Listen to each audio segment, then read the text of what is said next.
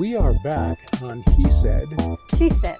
and I'm Michael, Okay. and back with Kay again. Thank you, Kay, for coming back, even though we haven't gone far. The last time we talked, we were talking about dating, relationship issues, online dating especially, and the kinds of people you encountered in online dating. There's a slight disadvantage because you're very attractive. You have a great figure. You are sexy and sultry and all those things. So you have everything going for you. Thank you. And then I mentioned that you don't have everything going for you. No. So I wanted to let the audience, not to be a Debbie Downer because it's sad, but that you are doing all these things and keeping yourself in good shape, keeping your condition, and you, like I said, you look beautiful and you're ill. So tell me a little bit about what you've got. I have a chronic terminal illness, and it's called scleroderma. It's Scleroderma? Scleroderma, and my body overproduces collagen. Uh-huh. When this happens, it makes your skin tight, and it makes That's why you look like you're 19. Yes.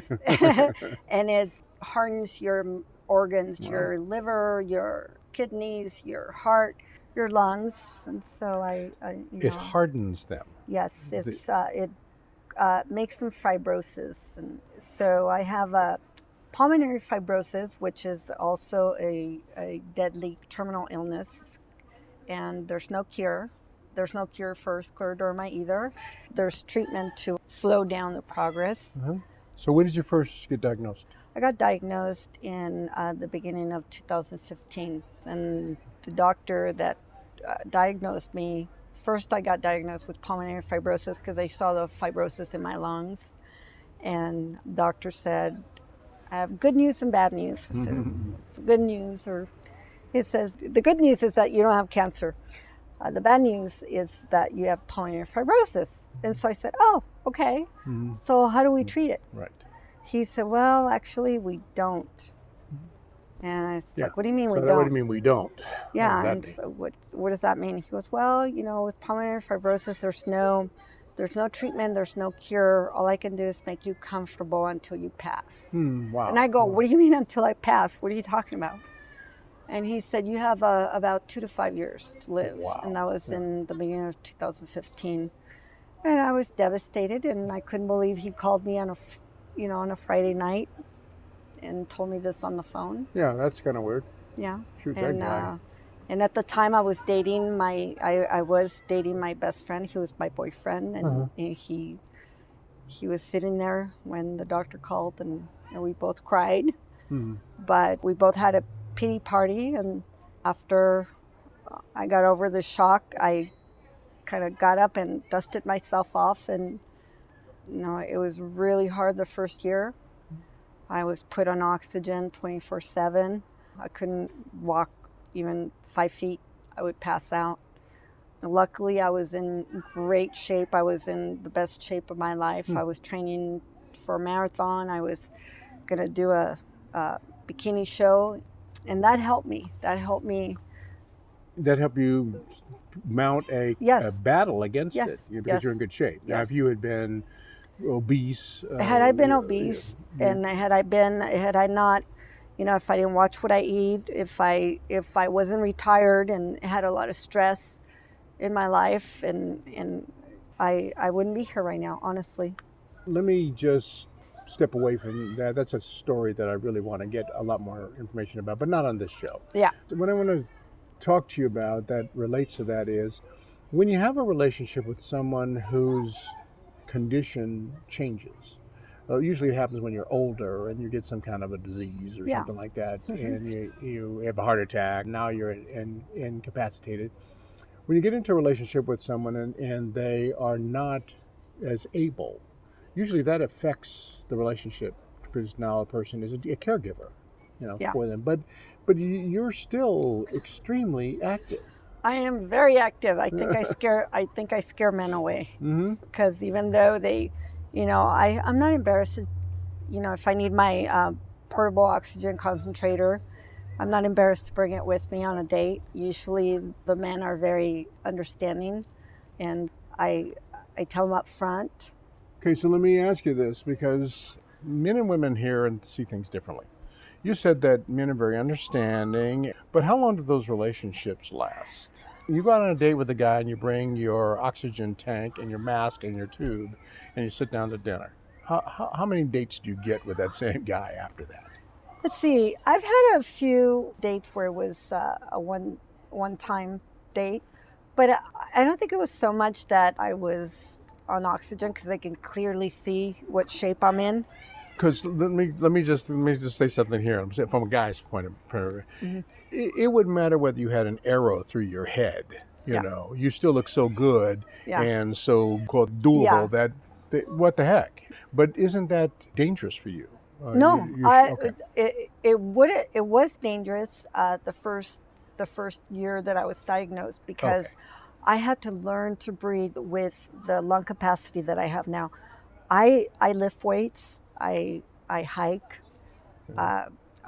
I dance Zumba. I saw a video with you doing Zumba. That's cracked me up. And you're good. They call me the Zumba queen. Yeah, you know, you're actually a good Zumba dancer. And I do Zumba in 3-inch ballroom shoes. Mm-hmm. You know, I make it very clear to my dates that I'm not going home with them, and that to me it's not about the sex right away. Like, let's jump into it. Mm-hmm. So I think that the ones that are afraid to go forward with me because of my illness, because they're afraid maybe of being my caretaker, you know, they're going to have to take care of me. Not financially, because I'm very well off financially. I'm very independent. But I think just health-wise, you know, just to, you know, whatever they're going to have to do for me. It's more of a, if they're just interested in sex and they're hearing from me that you're not going to get any, then they won't ask me out again. Right. Yeah. Because they're on a mission. And that's usually men that are, or boys. I call them boys because that's what they are. When they're on a mission, and I make it clear that I'm been there, done that, and I want to take it slow. Right. Then I won't see the guy again. And so that's because they're on a mission. That's right. That's one of the rewards of being 49 years old. Yes. She said, now you're not a child, and you've been through this before. And so do you usually date guys who are very young? No, I actually prefer older men. I prefer to date older men. Older, classy. I tend to go for the sports jacket or the suits. I feel that if they dress classy, they'll open my door and right. Yeah, they'll open my door and treat me like a lady. Yeah. I don't want to be treated like a queen. I want to be treated like a lady. Right, exactly. You know, act like a lady, be treated like a lady. I don't want material things. I've been there, done that. I've had it. I have it. You know, I just, what interests me is, what does a man have to bring to the table? I take care of myself. I'm very self-sufficient, very independent. I've got my own money, got my own place. Let's use that, because if you are an independent woman, and there are a lot of independent women out there, when a man comes up to you and he tries to throw his wealth or his toys or things like that at you, does that carry any weight? No. It is. I mean, that's not a absolutely not. And I'm being honest. And you've seen, because I mentioned the other day on my Facebook, I had a man. It's a very attractive man. Of course, I think he's Italian, brown hair, brown eyes, olive skin. Very attractive man, just not my type. And he sent me a message and said, "You're absolutely drop dead gorgeous." He said, "I don't have blue eyes. Right. But I do have a Ferrari. Yeah. And I can drive you around town. Yeah. With it. And buy you dinner and champagne and all that, spend money." And, my response to him was, "Thank you for the compliments."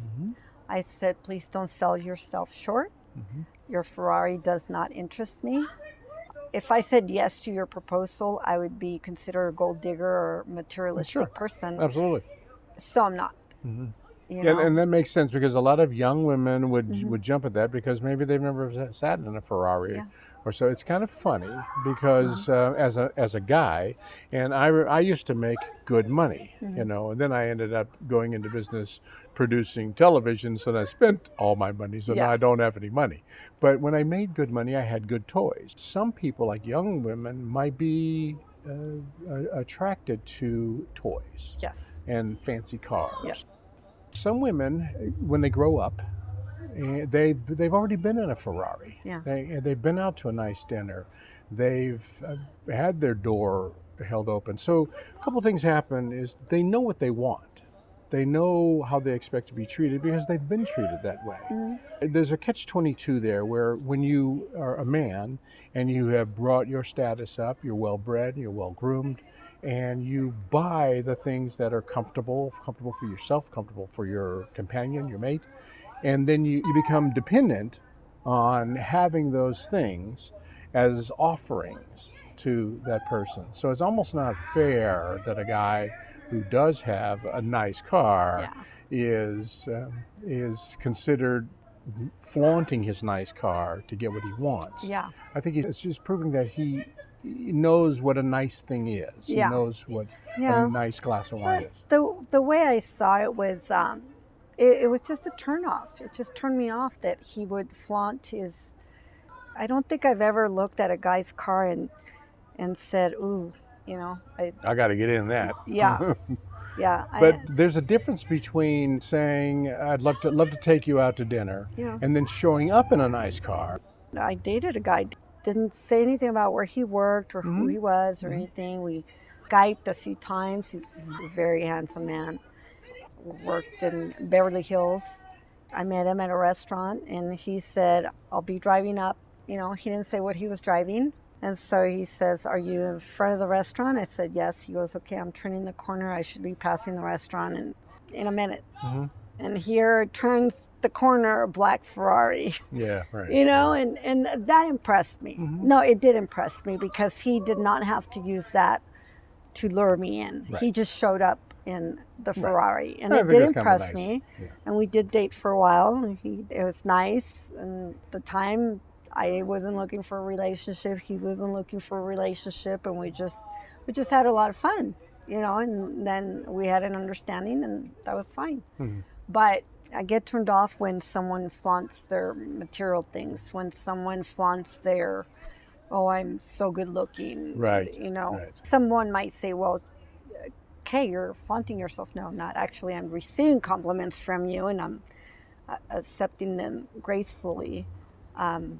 But when a guy calls me yummy, gag. The look on my face, I'm gagging. That's funny. Seriously, when a guy calls me yummy, I want to gag. Mm-hmm. When a cutie, I don't like that word, cutie. I can take beautiful or gorgeous or but pretty lady. In all fairness, except for the word itself, they're trying to express their opinion.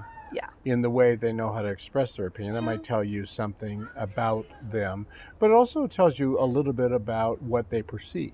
Yeah. When I think of yummy, when they say yummy, I think he just wants to jump my bones. Right. And I don't like that. Probably so. Yeah. And cutie to me sounds like sounds like an old guy talking. Really, no offense. There's someone for everyone. Mm-hmm.